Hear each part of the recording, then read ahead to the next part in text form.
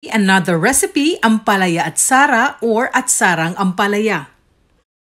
Welcome sa aking munting bahay kubo dito sa France na kung saan may mga Pinas at Asian vegetables ako natanim. Kagaya na lang nitong ampalaya.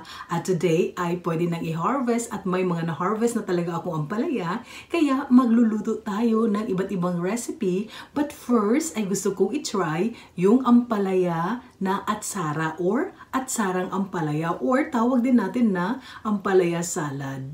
Sa mga mahilig dyan sa atsara ay try nyo itong ampalaya atsara. But before that, narito ang ating mga ingredient. First ay kukuha tayo ng 2 medium or 1 large na ampalaya. Nakaslice yan. Pagkatapos ay sa ating bowl, ilalagay na natin yung nakaslice na ampalaya and then mag-a-add tayo ng 2 tablespoons na asin. Ang asin kasi talagang the best na pampawala ng pait ng ating ampalaya.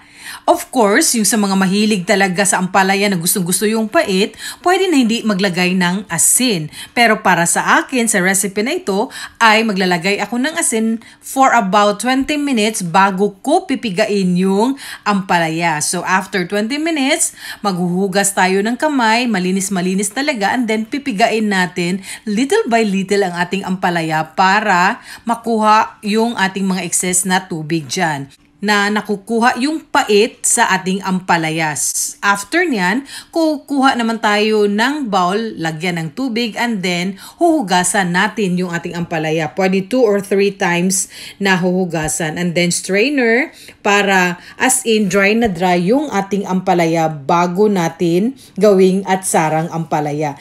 After na kukuha tayo ng lutuan, and start na tayo, maglagay tayo ng 1 1/2 cup na white vinegar. Mas bongga talaga pag white vinegar yung gagamitin natin. And then, 3/4 sa cup or 1 cup na sugar. Magdagdag kayo kung kailangan. Pero para sa akin, 3/4 enough na siya. Pero kung gusto nyo mas matamis, 1 cup is okay. And then, simmer for about 5 minutes. Pagkatapos 5 minutes ay ilalagay na natin ang ating ginger. Yun yung una natin ilalagay sa ating sugar at saka sa ating vinegar. Next, ang ating 1 large onion na nakaslice din. Kung gusto nyo dagdagan, pwede din. Ito lang yung base sa aking recipe. Next, ang ating 5 cloves na garlic. Yung iba, buo yung nilagay nila. Sa akin, gusto ko yung slice para as in manamnam ko talaga yung lasa ng ating garlic. And then cook for about 3 minutes. Nasa medium heat lang din. Sa pagluluto ko nito, gusto ko lagyan ng carrots na kung saan i-half cook ko siya. Hindi ko siya gustong ilagay na fresh sa ating atsarang ampalaya. Half cook siya.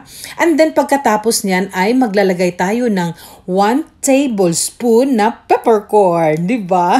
Yan talaga yung pangpadagdag aroma at lasa sa ating atsara for today. It's time na ilalagay ko yung ating bell peppers. Ang gamit ko dito 3 kulay, yung green, red, at saka yellow. Kung wala kayong yellow or green, pwede pula lang. Pero sa akin, mayroon naman ako ditong extra na 3 kulay para colorful masyado ang ating ampalaya atsara for today. Kaya ayan lang. After nyan, ay antayin lang natin na medyo kumulo ng konti. Huwag naman yung bonggang pakulo-pakulo dyan. Kundi yung ganito lang na style na medyo na half cook konti yung ating gulay na nilagay dyan. Yung ating carrots at saka yung bell pepper. After nyan, ay ibuhos na natin doon sa ating ampalaya na nasa bowl. Diba?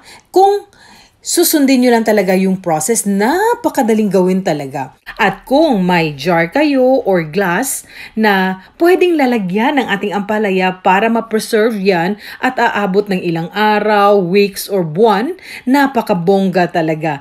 Di ka talaga magsisi pag mag-try ka nitong recipe ampalaya at sarang ampalaya. At lalong-lalo na pag nakalagay yan sa ating glass or jar na at anytime na gusto kang kakain ay i-open mo lang. Sana ay nagustuhan ninyo itong video for today. At sana naman huwag kalimutang i-like at share ang aming channel. Thank you and God bless us all.